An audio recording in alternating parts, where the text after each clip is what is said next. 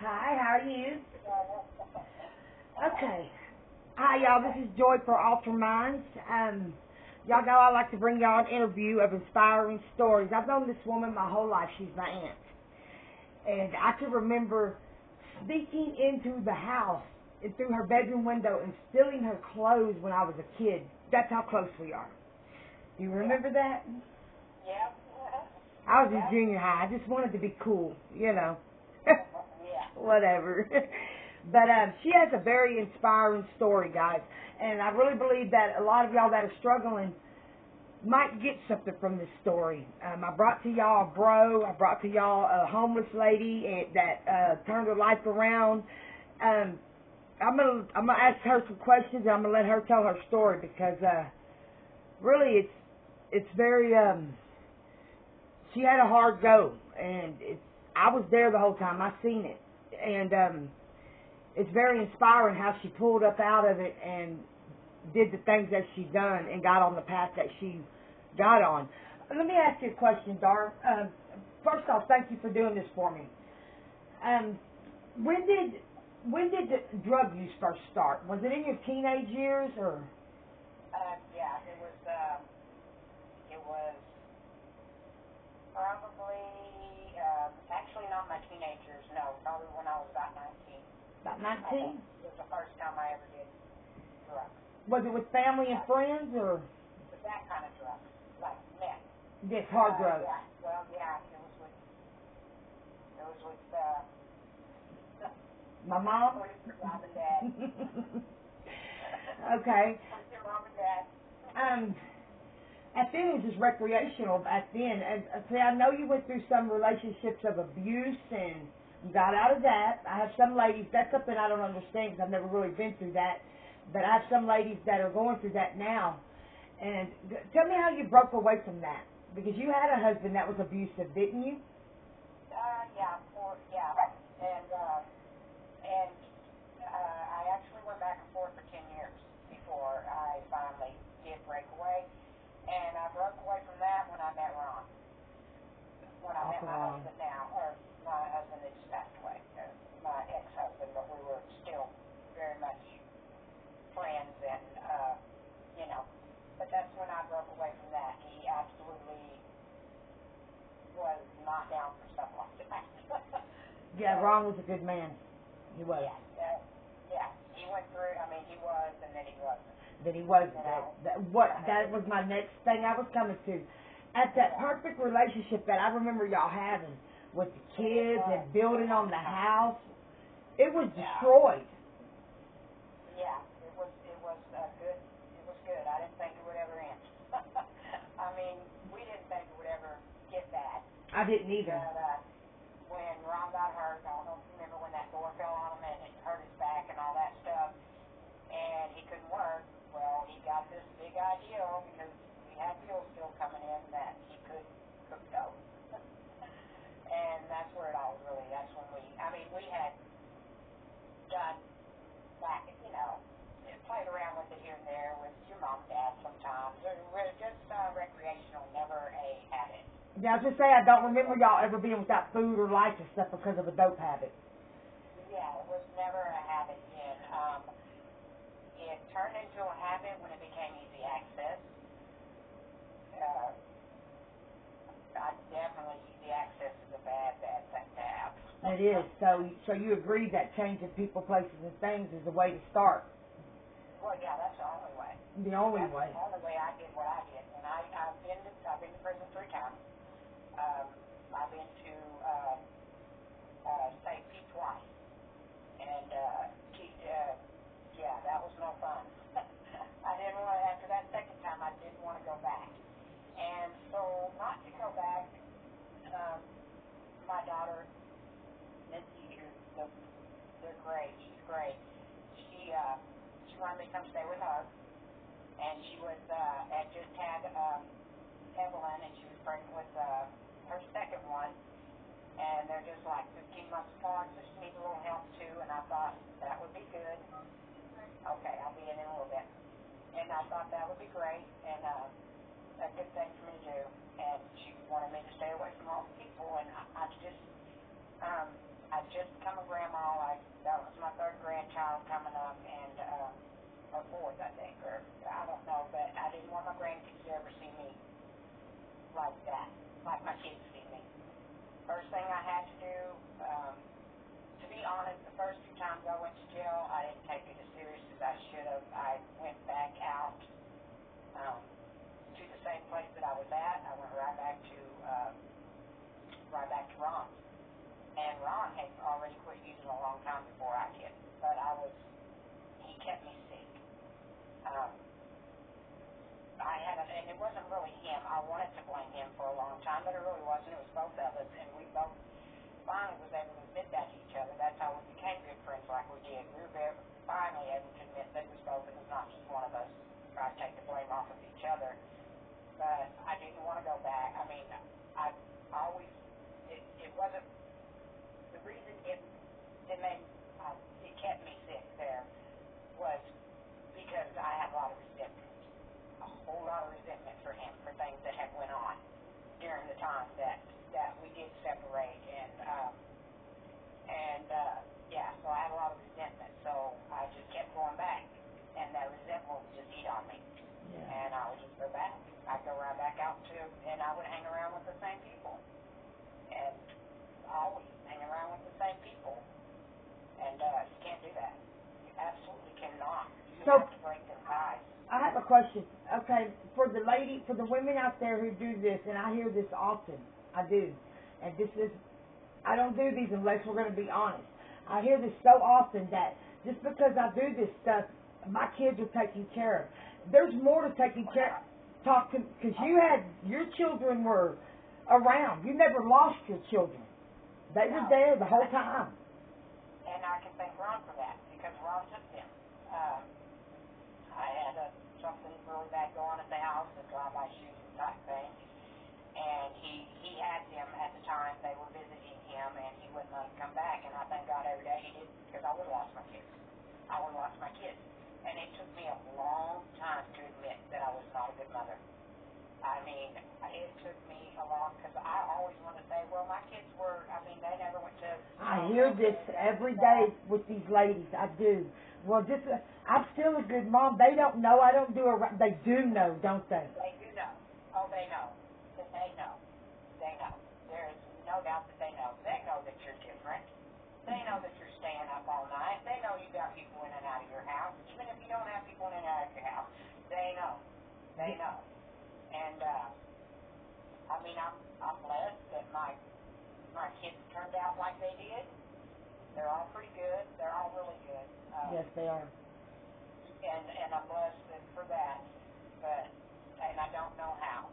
And I thank God every day for that. But I'm going to tell you I'm going to tell you what it really took for me to not be sick anymore. And that's what I call it, sick, because I was sick. I really was. My mind was sick. My way of thinking was not right. I thought just because my kids, I had my kids, or you wasn't hurting nobody. What? They weren't going without food or whatever. I thought that meant they were in good shape, but no, they weren't. They weren't. They all the fighting they watched us do because we were on drugs. That's absolutely crazy. I don't usually put my business out there like I'm doing today, but I'm going to because Joy asked me to. But I'm going to tell you, any mothers out there, if you have to admit, if you're doing drugs, you're not a good mother. You're putting them drugs above your kids. No matter what you think, you don't feel that way, but you are. You're putting the drugs before your kids. I put drugs before my kids. And I used to excuse that I had to make money and that's what I was doing. I was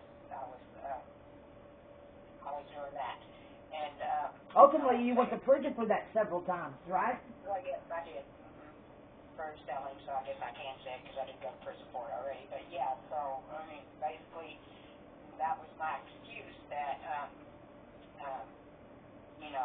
that's how the only way I could take care of them, because Ron wasn't giving me money because he was way out there at the time, and it was hard, and I did get a job, but I still was doing it, and I was still making money that way. The job only made it easier, you know, because I had people coming up to my, you know, it was a crazy world. And it was crazy cycling. life. And it was a crazy life for my kids, and I would never ever want to see my grandkids go through something like that, and yeah, so, and having grandkids too made a difference for me, but I mean, Because I got a lot of grandmas out there that are fighting this too.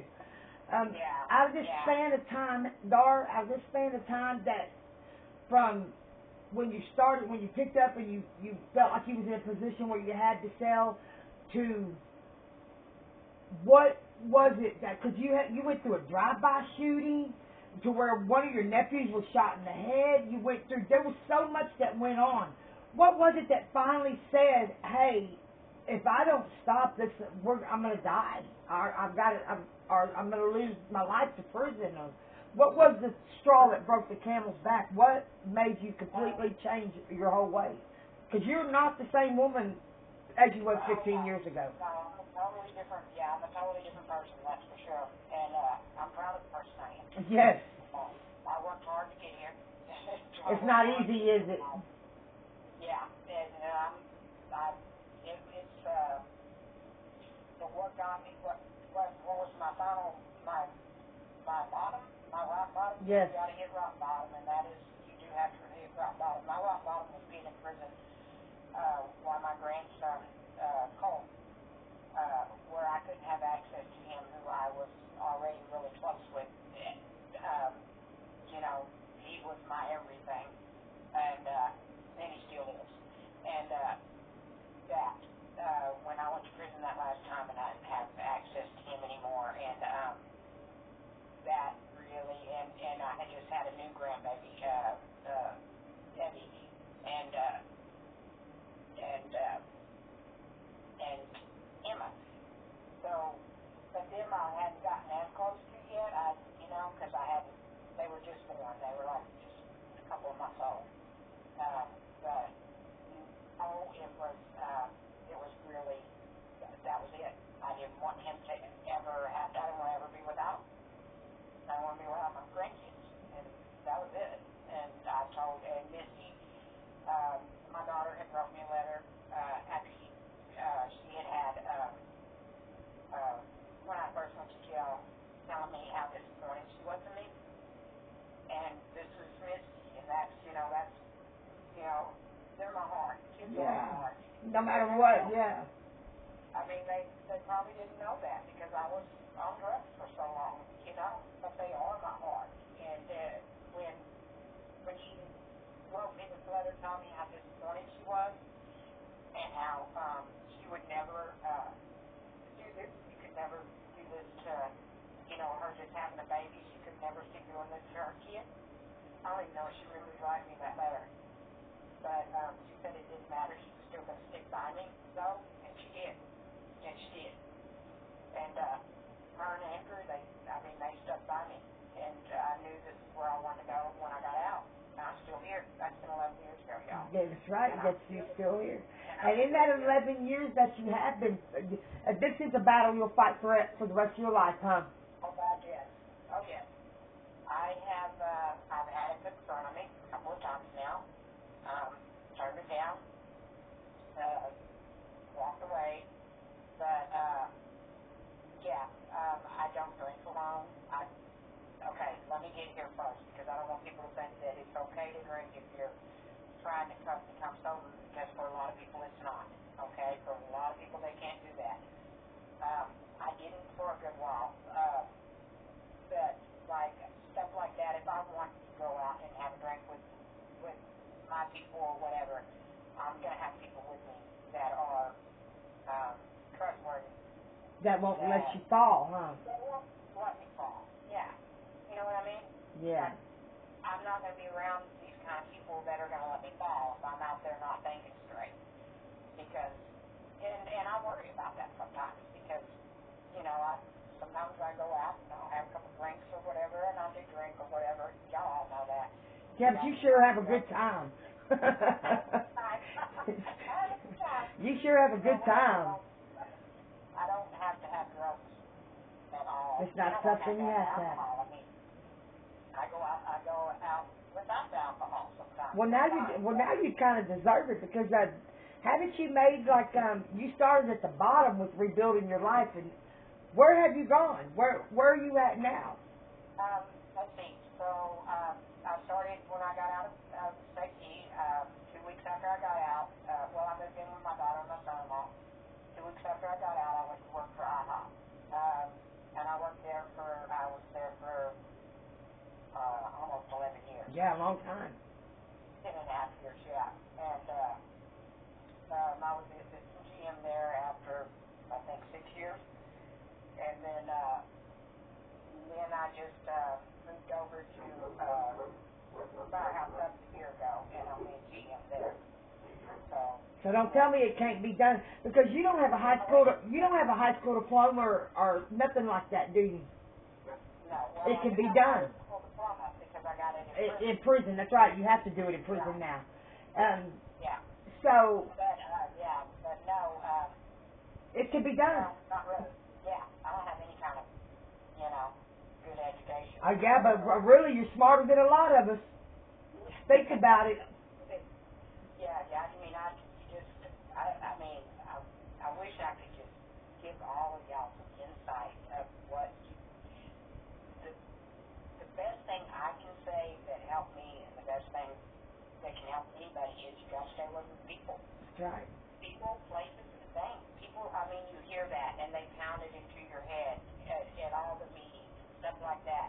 And I always thought, whatever, okay, whatever. I can still have these friends. They're not friends. They're not. No. I mean, I don't know any of them now, except for maybe 2, and they're clean. And they're clean. And they were both really good friends of mine. And one of them you need to talk to sometime with Crystal. Oh, yeah. You need Crystal sometime. She's got a hell of a story, too. I will, because that's what I like to bring.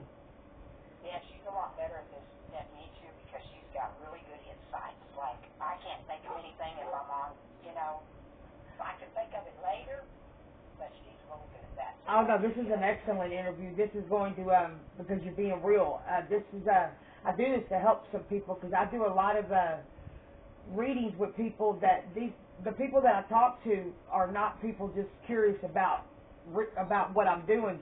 They actually need help. They need some help. Like they're in a bind, and I just listen to them and let them talk to me. But I like to bring these stories to show them that it can be done from all different walks of life. It can be done. It doesn't matter if you're homeless. You got to want to do it, and then you have to put steps behind it. You have to put the steps behind it. It's not just going to happen, and it's not fun and games. It's a long road, ain't it? It's a long road. I worked nights for 6 years. I worked overnight shift, and I tell you, I worked hard. That job's a must, huh? Yeah, I worked hard, and I watched my grandkids in the daytime. Therefore, until they went to school. I mean, it's not an easy road. It's not. It's really not. I struggled, and my kids helped me get through, and Ron helped me get through it. I mean, he stuck by me, even though we weren't together. That man did stick by me through everything. Like, I couldn't say any more on that. He did. Yes. If I needed something, he was there. He was an asshole, and we couldn't live together, but... He was an ass. So do you agree that stuff in that little baggie, the reason we become addicted like we do is we do not understand the power that little baggie has when we pick it up. And it has a way of going into our mind and making us think that everything we're doing is okay. It is a sickness. Okay. Yeah. It is. Okay. When you think that, I see people now when they're on that, and I think, God, I can't believe I was doing that. Like staying up all night and stuff. I think, oh my God, I love my sleep. Yeah, I like to sleep. I do like to sleep. Or eat, just Chinese food buffet.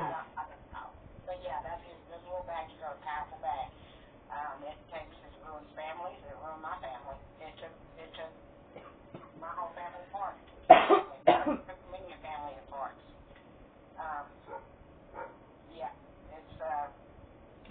them times where you feel weak, like you went through a couple of hard deaths here recently. One being your sister, my mother. Yeah. The other one being your husband. Peepaw was a while back, and that was when we was a little younger. But when you're at your, because it would be your weakest points, when you're feeling the most pain, how did you not fall down? How did you just say, hey, I don't need anything but me to keep going? How did you not fall? With your mom,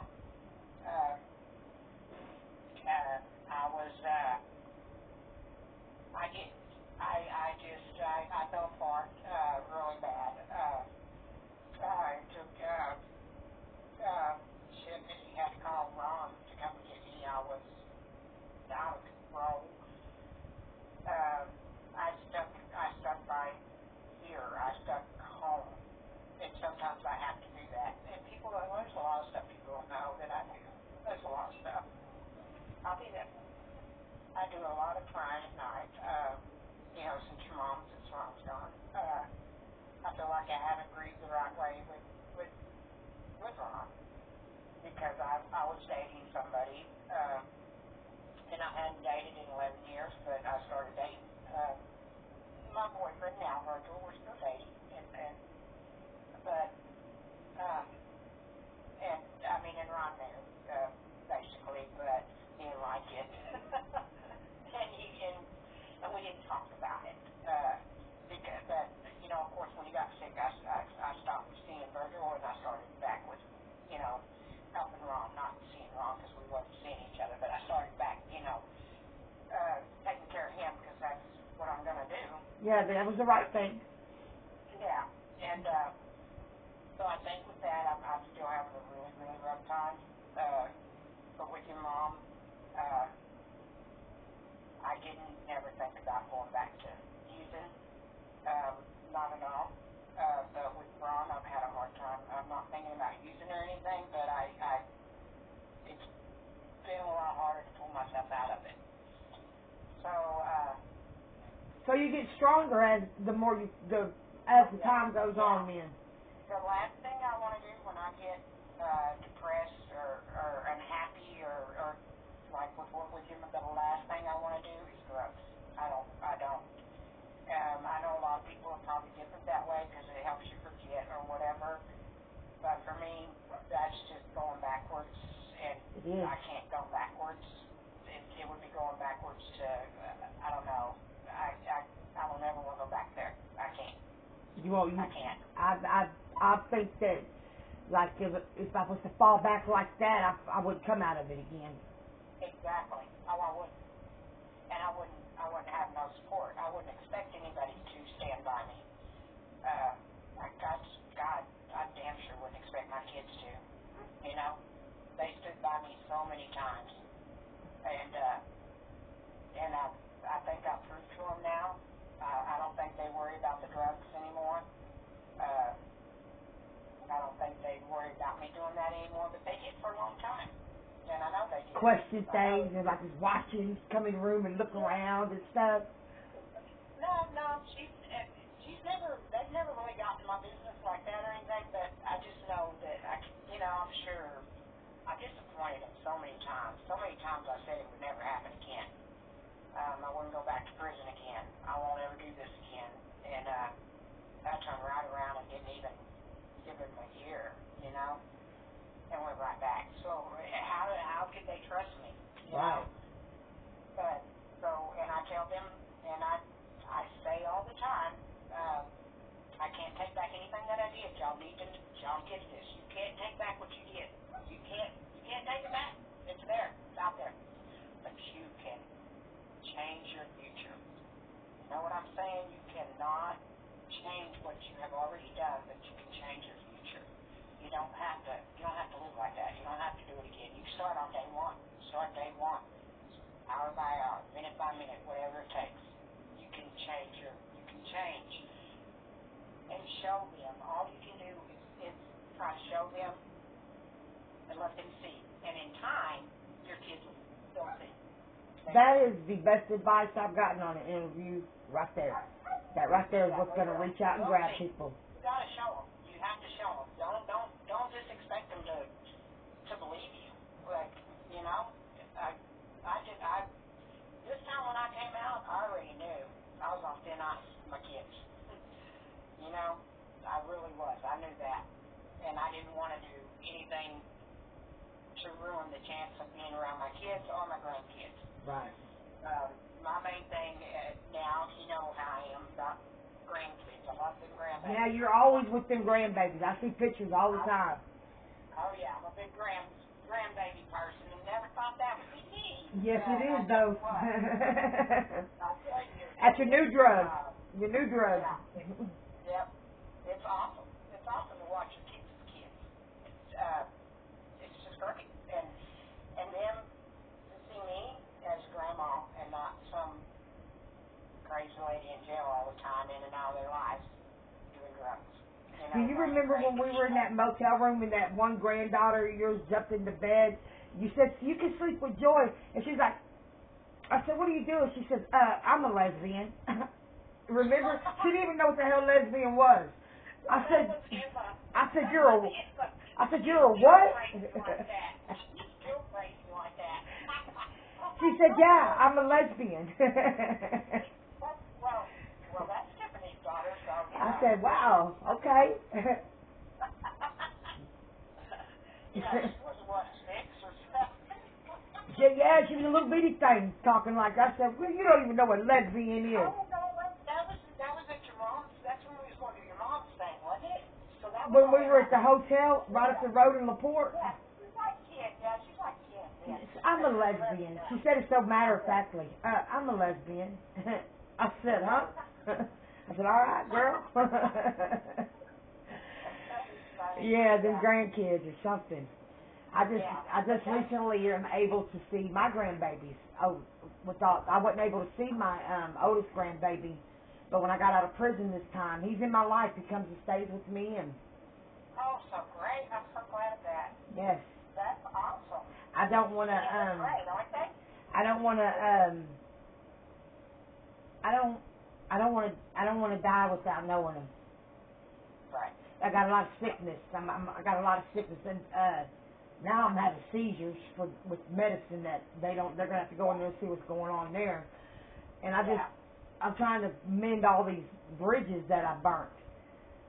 And I didn't know they were burnt bridges, Aunt Dar, until I saw the ashes. That's how you don't realize you burned them, even with your family. Yeah. And a lot of them bridges, though, you don't want to go back over, so. No, but I would like to rebuild the ones with my kids and my grandbabies. Yeah, a lot of big bridges that I burned, I don't, they can stay burnt, they can stay to ashes. But yeah, I burned a lot of bridges too that I had to go back over to try to make it right. But I'm going to tell you, and anybody that is listening, don't beat yourself up over what you've done. If you keep beating yourself up over what you've done, you're going to stay sick. You're going to stay in your addiction. You're going to stay in your addiction if you can't keep on beating yourself up over it. You got to pick yourself up and say, okay, that was then, this is now. Right. This is what I need to do now. This is what I need to do to change that person. Keep moving forward. Move forward. Don't beat yourself up, because that was a big problem of mine too. I had so much guilt. Guilt will kill you. And I had so much guilt over the kids being at Ron's and not with me. And I know that Ron wasn't the best dad at times. I know how he was. Not that he was a horrible. He was a Marine. I mean, let's just say that. He was a Marine. Yeah. So I know, and I knew, and I had so much guilt over stuff like that. Guilt over the kids that it kept me sick. And I learned all that, and I really did learn that in safety. I'll be honest. I learned that better. When I really dug down with my counselor, the second time I went, the first time I didn't do all that. I didn't dig deep. I didn't dig deep at all. I just played the game. Right. Just to make it through. I played the game. The second time I went through safety, I didn't play the game. Then I had a good counselor, and this lady dug. She dug. And that's what it takes sometimes, too, is a good counselor. I can tell you that. She dug into me. And I tell you, things came out that I didn't even know. I didn't realize that I was such a bad mother. But for me to admit that, it was like a weight lifted off of my shoulders. Yes. Because now I can be a good mother. you know? Now I can be a good mother, and I am a good mother. I am a good mother to my children now, and I think they will all tell you that. Yes. I feel like I am. And, yeah, just that, you know, I had to really dig to, and her making me realize that all the guilt that I was feeling for, that I had to let it go. And she's one that told me, you got to get out there, and when you get out, you have to make amends, and when you make your amends, you don't stay in the past. You don't feel the guilt anymore. You made the amends. If they don't accept it, even if it's your children, you just have to keep moving forward and show them the person that you are, and just keep doing that. And that's basically what you have to do. You know, they're not going to just forgive you immediately. They're not going to trust you immediately. And you can't expect them to. You can't expect them to. You got to let it happen. You got to show them. You got to live your life the right way. Doing the next best thing, the next right thing. And that's what I do, the next right thing. Anything that, if it's not right, I'm going to try not to do it. That's one foot in front of the other. Mm-hmm. Yeah. Well, Darlene, this has been, I really think this is going to touch some people. That's why I do this. I do this about, I hope so. I like to feature people. And I really think it's going to touch some people because I hear people's lives. And that people are having hard times with this subject right here. They want to die. They just want to die because they feel like they done fell so far back that they can't be picked up. But that's not the case. And that's why I wanted to interview you because I saw you fall back. Yeah. And look at you. Yeah, and life is good. I'll tell you, life sober is a good life. Yeah, life without them drugs is a good life. and it's not all easy. It's not, but it's worth it in the long run. I talk about you all the time in my videos, so that now there'll be a face to my. I talk about you all the time in my videos about the crazy aunt. I look pretty bad, y'all, but yeah, I've been having a little bit of medical problems too. I've not been able to eat. We don't know why, but the doctor put me on some antidepressants. I think I'm having problems with Ron, and then you know your mom still is always gonna. You don't get easier with that. I tried, and she's with me right here, right now, and it just. It doesn't get easier. I want to say it does to people. Man. It does. There are chance. I mean, I have days now that I go through the days that I don't I'm not thinking about her 24/7 like I was like the first year. It's a lot. It is. I have a hard time accepting, but that's because I let her go with guilt in my heart, and I'm trying to remedy that. You know, she was 5 minutes up the road. I could have went. I should have went. I didn't go. With all her heart. She loved the kids with all She her loved heart. us. She did. She wouldn't want y'all to have guilt. You gotta know that. You gotta let that go, sister. I know. You gotta let it go. Because that guilt will eat you up. It does. Let it go. You wouldn't want that. It does. I know your mom better than anybody in this world. That you know. And I'm gonna tell you right now, and this is coming from me, she would not want that for any of y'all at all. She loves y'all, and she would not want y'all to feel that. Girl, she'd be proud of you right now. What you're doing, she's gonna be proud. She'd be proud. I'm trying to help people. Yeah. Maybe I can. I'm proud of that. Yeah, and there's a lot of people that there was missing. Right now I'm in 2 missing person cases right now. I talked to a lady yesterday on one of the missing. He's been missing for 5 years, and I told him what I dreamed about. You know, I prayed and it said, ask God. Well, I told him what I dreamed, that he was in a shallow grave. They thought he was stabbed, but he wasn't. He didn't die from stab wounds. He died from a headshot. And I told him that. And the very first thing I told him, it was 2 people. They said, no, we heard it was only 1. I said, okay. All right, well, I talked to the lady yesterday. I'll be damned if it was 2 people and the kill shot was the headshot. They put him in, well, let me wait until the case is solved before I say too much. I will tell you afterwards. Let this get, because they're going to the police with it. But if that's the case, that'll be the 6th missing person I helped solve. Nice. That's pretty cool. Yeah. That's pretty cool. So. That's cool. Yeah, it is. It's kind of creepy, but it's maybe they could get some closure, you know. So, but I appreciate you doing this for me. Thank you so much. All right. If y'all want to see this video, it'll be up on 3 platforms. It'll be on my TikTok, it'll be on my YouTube channel, and it will be on my Facebook tarot group page. So, thank y'all for joining us. Y'all have a blessed evening.